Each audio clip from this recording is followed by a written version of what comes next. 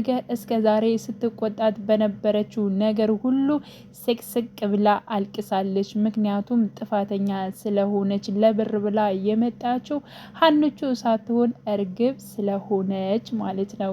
እና ምን ተሰማችሁ? እኔ ደስ ብሎኛል ሀንቼ የነሱ ልጅ በመሆኗ ማለት ነው። በእርግጥ ልጃቸው ነች፣ ግን ደግሞ በዲኤንኤ ምርመራ ውጤት ስላረጋገጡ ቢሆን ብዬ ተመኘው። በነገራችን ላይ ጋይስ ግን ቢሆን እንደዚህ ቢሆንና ቢጨረስ ብዬ ተመኘው ማለት ነው። ለምን ብዙዎቻችን የሀንቹ ደጋፊ ስለሆነ ማለት ነው። ግን ደግሞ አይሆንም።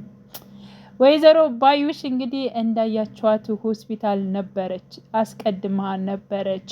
ወይዘሮ ሜላትን እንግዲህ የት ሐኪም ቤት እንደምትሄድ ጠይቃ ስለነበር በመጀመሪያ ዶክተሩን አናግረው ስለዚህ የሕክምናውን ውጤት እንዲቀይረው አድርገዋለች።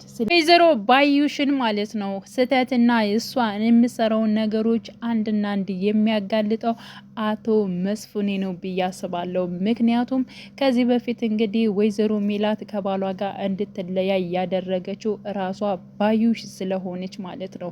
ስለዚህ አሁን ላይም እርግጠኝነት እሱ በመጣ ሰዓት ከቤት መታ እንዴት ደንብራ እንደወጣች አይቷል። እንዲሁም ደግሞ እርግብና እንዲሁም ደግሞ ባዩሽ አንድ ላይ ስላየቻቸው ሀኑቼ ለአባቷ ለመስፍኔ ተናግራለች ማለት ነው። ስለዚህ አሁን ጥርጣሬውን እንዳለ ወደ ባዩሽ አዝሯል።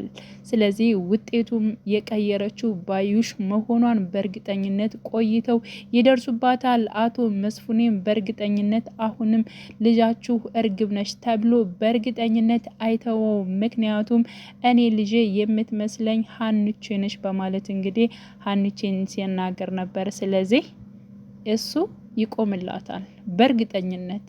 እነ ምናሴም ከጎኗ ይቆማሉ፣ ከሀና ጎን ይቆማሉ። ግን ደግሞ አሁንም የውሸት ዘመናት ያልፋሉ ማለት ነው። ምክንያቱም ሀንች ከወይዘሮ ሜላት ቤት ሆና አሁንም በስራ ደረጃ ትቀጥላለች ማለት ነው። ውድ የቻናሌ ቤተሰቦች ሰላማችሁ